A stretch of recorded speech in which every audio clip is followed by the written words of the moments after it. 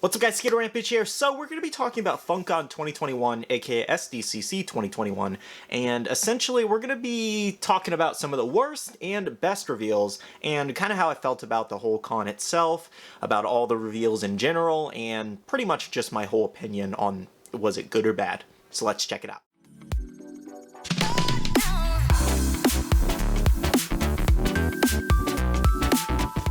Alright guys, so before we actually jump into the pops that I actually ranked were the best and worst based off audience, just basically audience reactions in the comments, likes, and things like that between Twitter and Instagram for Funko revealing these. And what I want you guys to do is I want you to comment down below your experience. Did you guys like the reveals? Did you guys hate the reveals? Did you think this con was lackluster this time around?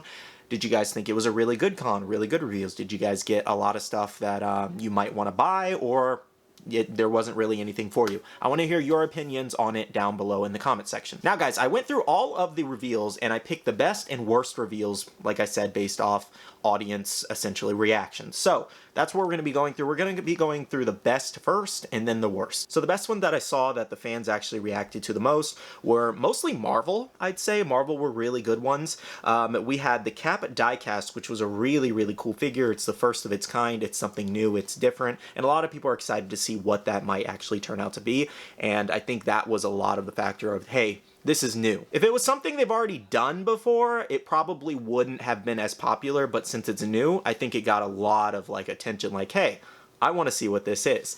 As well, guys, as we did have Galactus, which turned out to be a limited to 1,500 pieces, which gave it that more hype because it's a limited piece, and it does actually have that new design, and it actually also did have the Galactus Blacklight hype to it as well, and now this is a Galaxy design, which is really nice. And it's limited to 1,500 pieces, which is going to be making it even harder to get, unfortunately, and makes it a fan favorite as well, because it actually really is a cool designed pop.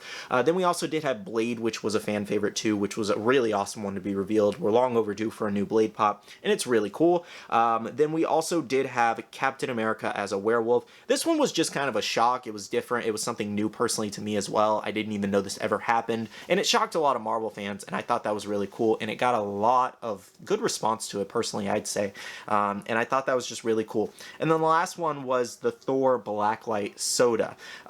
This one I kind of had mixed. I had mixed feelings about this, putting this in this list, in the best list, just because it is a blacklight soda. It's not something we haven't seen before, but I think it's cool, and we already do have a pop of it as well, so I had mixed feelings, but I think it's really cool, and I think it's the best soda out of all the ones revealed. And then over for DC, guys, I'd say the best one out of DC was Dr. Fate. I think that was the most surprising. It's the first pop of him. There's no other variants, which makes it really cool, unique, and different. There were a lot of good DC pops, like the Batman Scythe. I'm trying to think of a few of the other ones for DC. Let me see. Let me look at my list here. They also had Sinestro and Stargirl, which were really cool, but I don't think too many people know who Stargirl is, unfortunately, other than her current show out. And she was limited to 5,000 pieces, so I feel like maybe as a runner-up we could throw her in this category, but in terms of popularity, I don't think she was as popular as Dr. Fate, personally at least. That's just my opinion. You guys might, have a differing opinion on that. And then Sinestro was really cool as well. Martian Manhunter was really cool, but I think Dr. Fate kind of stole the limelight here in being one of the best reveals for DC. Oh, and they also had Anubia as well, but I don't feel like her character is as well known, and still Dr. Fate was the best one personally, and from what I saw in comments and things like that. And some of the other best reveals, guys, we did have the Alice in Wonderland pops that got a really, really great response. I'm assuming it was also because they did release the Alice in Wonderland Blacklight ones the same week as reveals, so these even got more popular, and people were waiting on those reveals as well when these were revealed. So we had the White Rabbit, and we did have the Walrus. Obviously, most people are excited about the White Rabbit because he has the Blacklight, which is really neat. I think it was really cool that they even put green text instead of white text. I really like that detail. Then we also did have Fat Gum and Gang Orca. Now these ones I put in here just because, one, it's My Hero Academia, it's very popular in general, and a lot of people did really want these. Each pop has its own, details that it's lacking, like Fat Gum lacking a mouth, and Gang Orca, some people have differing opinions on how they kind of did him in detail and things like that. But for the most part, guys, I'm putting it in this category of the best reveals because it's new characters, it's something it's not something different, but it is new characters, and it's not repeat variants of Deku, All Might, and Bakugo, essentially. Then we also did have Harry Potter here. Now, Harry Potter, I was surprised being a variant. People were still so excited for this one, and it's Harry Potter nonetheless. Everybody loves Harry Potter. So I had to put in one of the best reveals because it got one of the best responses from the audience. Again, it's just another variant of him on his broom. We've already seen that, but people love it, so it had to be in the best reveal category. And the last one that I did pick, guys, was the wardrobe from Beauty and the Beast. Everybody loved this. Bailey loved this. I think it's really cool. It's unique. It's a new character. It's something different as well for Beauty and the Beast. I was never expecting them to make this into a pop, and I thought it was really neat. And it was one of the surprising ones for me, and I thought it deserved to be in the best reveals. Now, guys, moving on to some of the worst reveals that we saw for this con. I only had 7, but they were pretty rough. The first one being the Funko Battle World game. Now, this is not a knock. For the worst reveals, this was not a knock at the people who like these things. I'm fully promoting, hey, if you want these, go grab them. But in terms of popularity, some of these reveals just weren't it. You know, they could have done something so different. I'm not saying Funko should cater to everyone's anime needs or everyone's DC needs and things like that. They cater to everyone, which is a really great thing about the company. This is just in terms of, hey, these were just some of the most least popular reveals that people just didn't like overall. Just to kind of put that explanation out. This wasn't just how I personally, well, I mean, I personally didn't care for these reveals either, but it's not just my personal feelings in this video. I'm going as a whole user experience, essentially. And not everybody will agree with that, and that's perfectly okay. But this is just my opinion on this. Anyways, guys, the Funko Battle World, I don't feel like this game sells well in general. That's just my opinion. I don't see people ever excited about this. If there are people who play this game, please comment down below. I'd love to hear from you guys and what you guys think about the Funko Battle World thing. I just didn't think it was that popular in general, even when Funko originally announced it. Everybody was just kind of like, okay. Then we also did have the Drummer McNugget. Again, this one was cool. It's something different, but we have also seen a ton of Nugget Pops already, guys, so it's not anything really crazy new, unfortunately. And in terms of ad icons, I felt like there's so many other ad icons they could have done, so many other cooler ones, personally, and that's kind of how everybody felt as well. They're like, oh, we got a Nugget again, you know? So it wasn't one of the most popular. Then we also did have Rey from Star Wars. We've seen so many variants of Rey that it's just kind of like, give us another character at this point. Like, I'm not even a big Star Wars fan, and there are so many Rey pops, it's not even funny. There's so many Kylo Ren pops, there's so many Darth Vader pops and things like that. There's tons of characters in Star Wars that they could do. It's probably a licensing issue at the end of the day. But then we also did have Smaxy the Seal. It's just another ad icon that I don't feel like is going to sell well, kind of like the Ding Dong or the some of the pop foodies that are technically ad icons. You know, it's just Smacks of the Seal. I don't think it's that popular enough to make a pop of it personally, but they have the Kellogg's license, so why not make the character, I guess.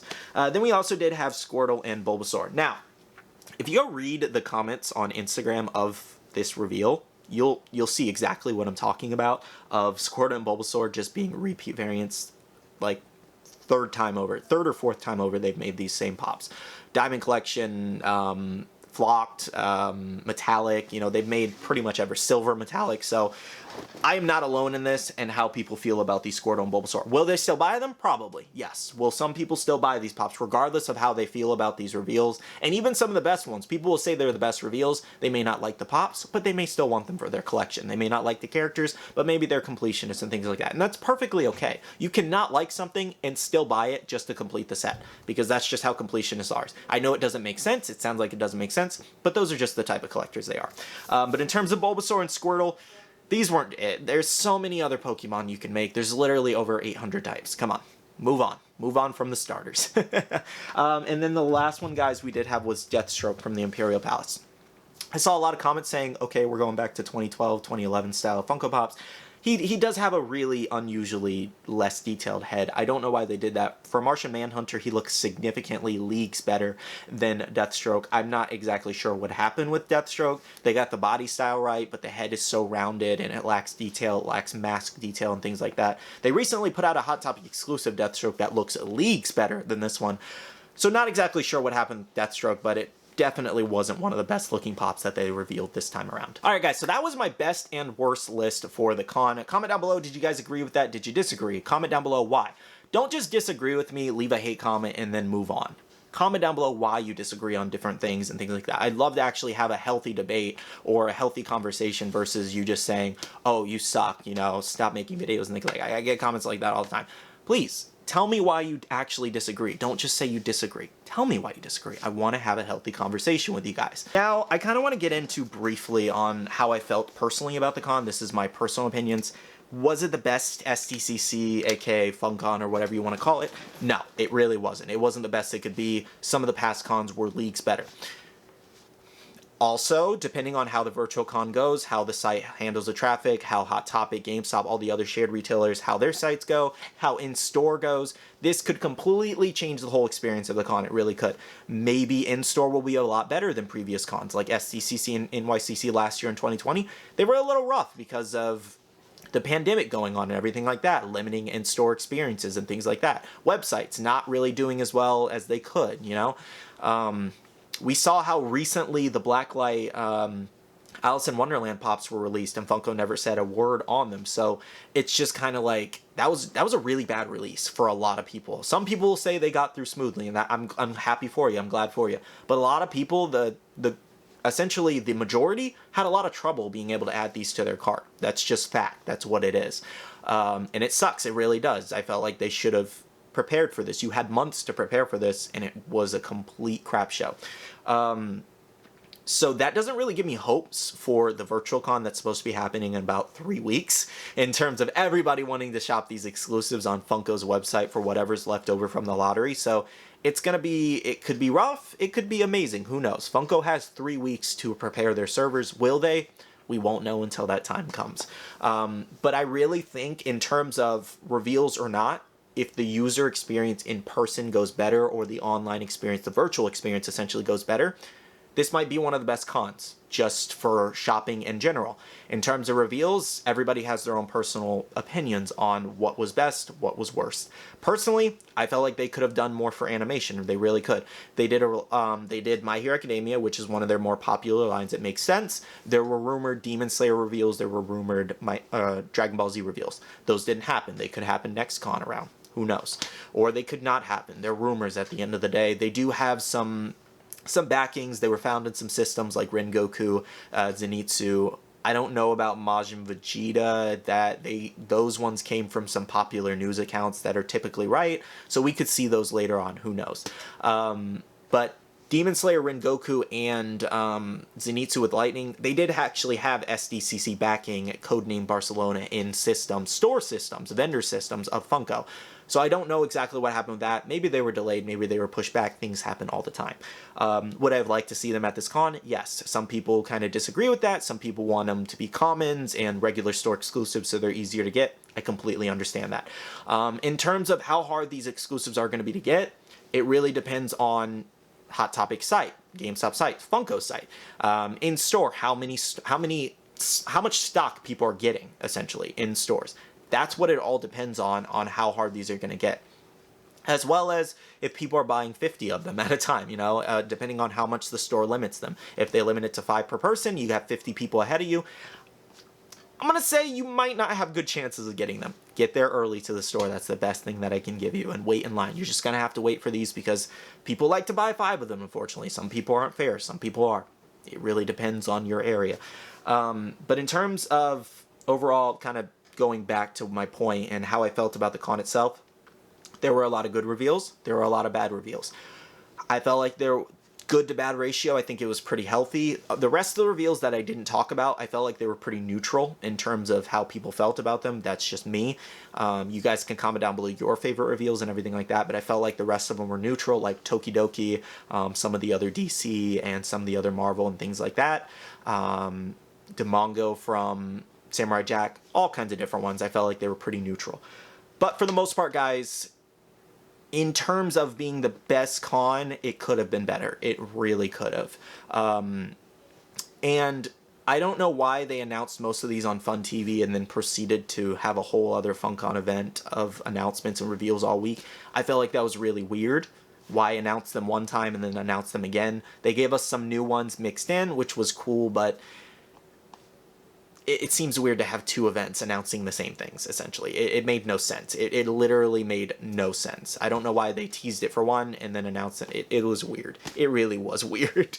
I felt like they could have given anime a little more love, but sometimes they do give anime a lot of love. And I fully understand probably why they didn't. I also don't, because it's one of their biggest categories.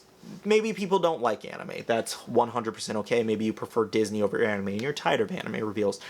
I'm looking at this as a sales standpoint that it literally made no sense to not add more to anime other than Fat Gum and Gang Orca from My Hero Academia. I fully expected Demon Slayer. I fully expected Dragon Ball Z repeats. I fully did, but they only did 2 for anime this time around, and I was very surprised. Anyways, guys, that's kind of how I feel about the whole con itself. It could have been better. It really could. But was it one of the worst? No.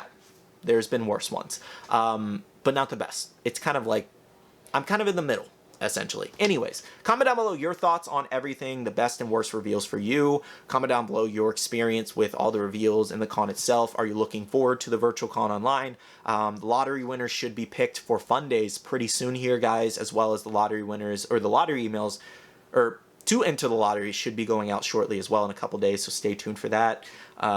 Depending on how that goes, maybe I'll make a video on it. We will see.